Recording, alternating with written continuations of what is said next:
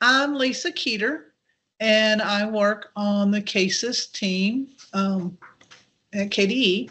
I've been working with the CUES project, so I'm going to give you some overview of the campus side of things. CUES is much, much bigger than just Infinite Campus, and I don't know anything about the rest of it other than enough to be dangerous. So we're just going to cover the campus side of it.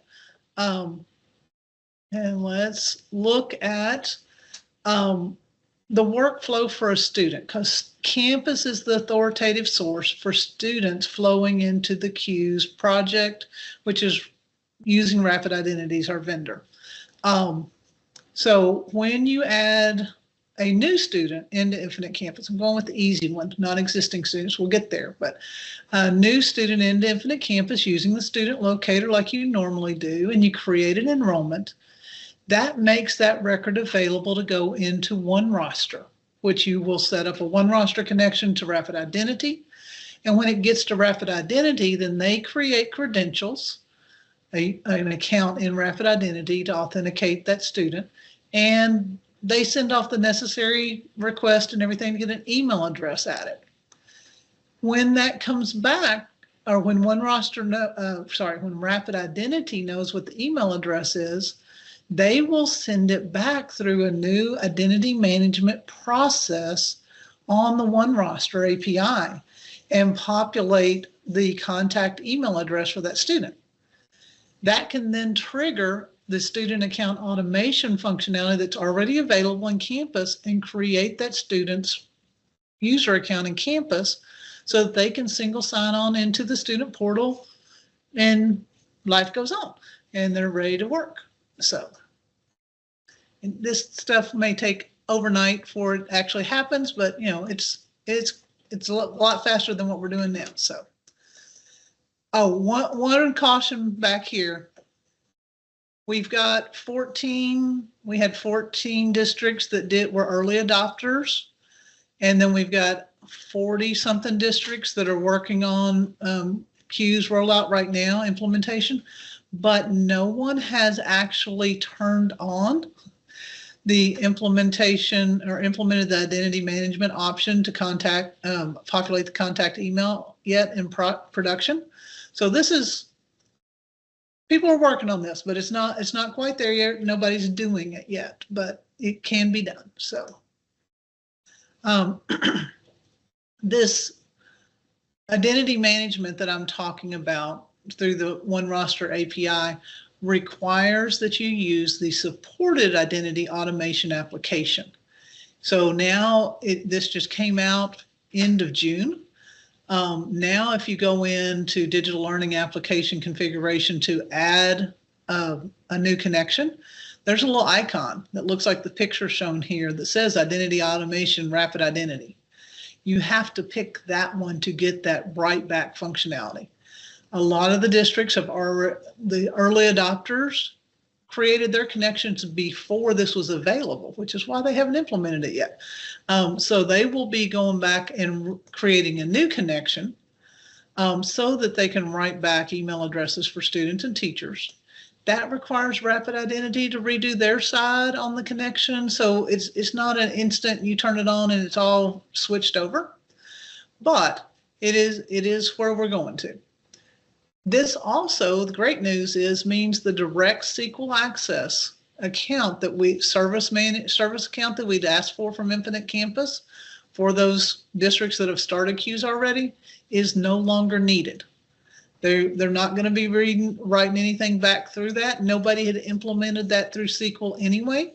So those accounts you can submit a support case to campus to remove those identity automation service accounts if you have added one already. So not needed. So the people that were a little worried about that back-end access, we don't need it anymore. When you get in here and you create a connection that is a 1.2 connection, you'll have the ability, you see these two little icons here, the demographics and the identity management. You have to turn on the data share option for both of those for the write back to happen. And there is very detailed step-by-step of doing this process in the documentation hyperlink that I've included there, which is off of our CUES data hub. And I'll give you a link to that directly in the hub at the end of the presentation. So when you send, just in case you're wondering, if you haven't done this yet, what does one roster send data on? Kind of thing. If you're a student, you have an enrollment in active year, and it's not a no-show enrollment. Then those students are included when you send demographic information. Teachers require the teacher role on the district assignment, and the dates have to overlap the active year to be included. And then they have a role they call the campus named aide, which includes anybody that has these other check boxes. There's a few check boxes that are on the screen on the district assignment that are not sent to one roster, but they send special ed, program, behavior admin, health, behavior response approver, response to intervention, advisor, supervisor, counselor, food service, self-service approver, and the FRAM processor role. If those roles are checked, those staff members are included in the one roster file, which means all staff members are not included in the one roster file. So just keep that in mind. That's some of our limitations of what we can deal with on creating accounts back to campus. The other special role is what a lot of you guys are, district administrators. If you have the CIS security role in Infinite Campus, your name is also in the one roster file with that role identified as district administrator. If you have records that you don't want to go to one roster, to any LMS, any one roster connection, not just CUES, but for everything, you can use a special function that campus has had for years that says there's a little external LMS exclude checkbox that's in a lot of places in Infinite Campus.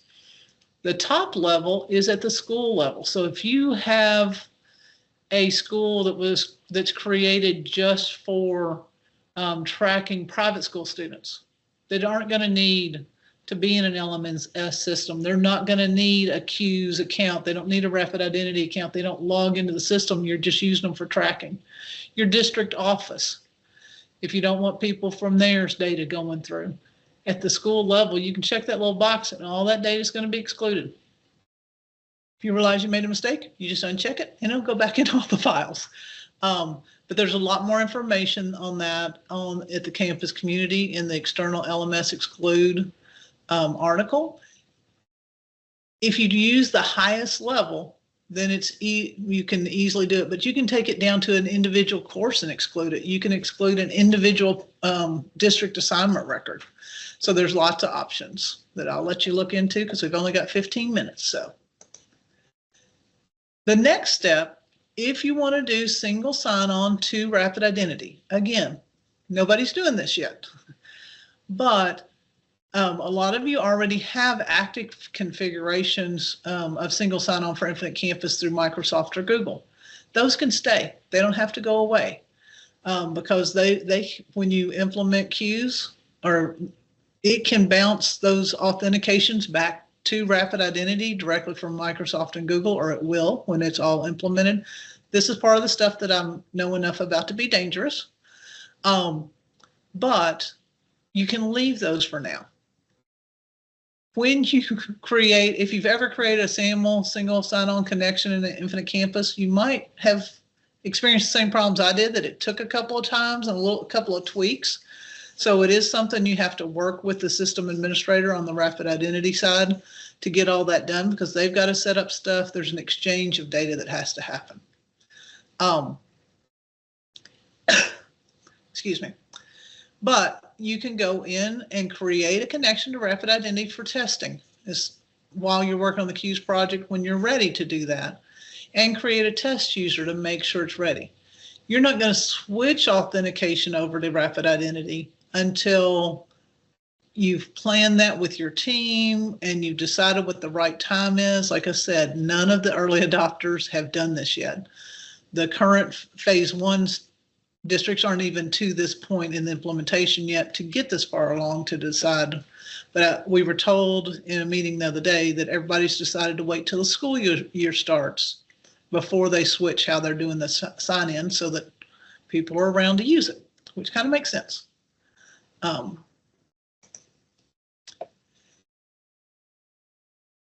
If what I mentioned earlier, my final step that you can do, enable student account automation, some of you are already using this now for other purposes or in other ways. But with that email write back, campus functionality can create user accounts for students that do not have one when one roster identity management option when the one roster identity management option populates the email address. It can also disable accounts after the student's last enrollment is so many days old. You pick the number of days, which is nice. But this is functionality that already exists in campus. So ultimately, we expect that we'll be enabling automatic creation of student accounts using the census email as the account username. And in this thing just runs every night and it looks and it says, hey, is there a student out there that doesn't have a user account that has an email address?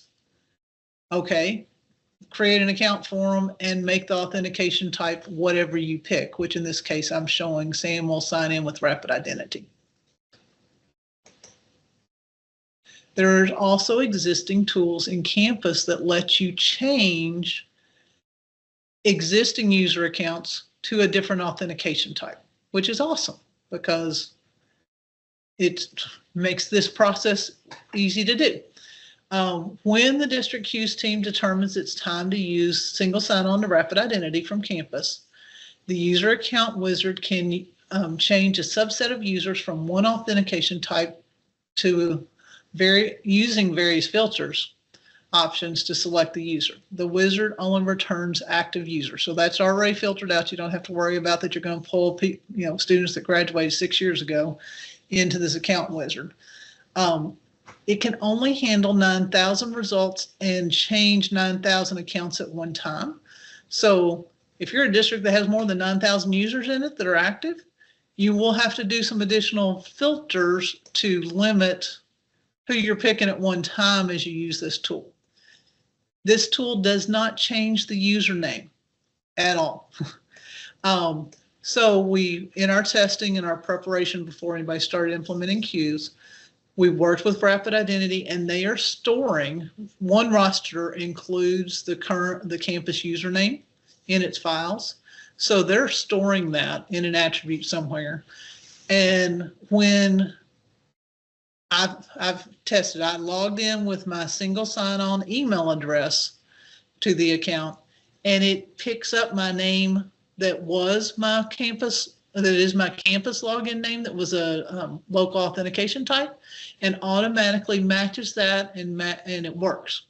So we don't have to go through and change everybody's usernames to email addresses to change them over to single sign-on. It can be whatever it is now and it'll work. If it's already an email address, it'll still work, so that's good. My example here is using the filter of user homepage to pick the campus student portal. So I'm picking my students, and then I'm looking for user accounts that are currently local campus authentication only. Then I can hit that button that says search users and add to the search results. It accumulates these search results. So if you want to be really hardcore and sit here and type in last name Jones, add those, and then type in last name Smith and add those, you could.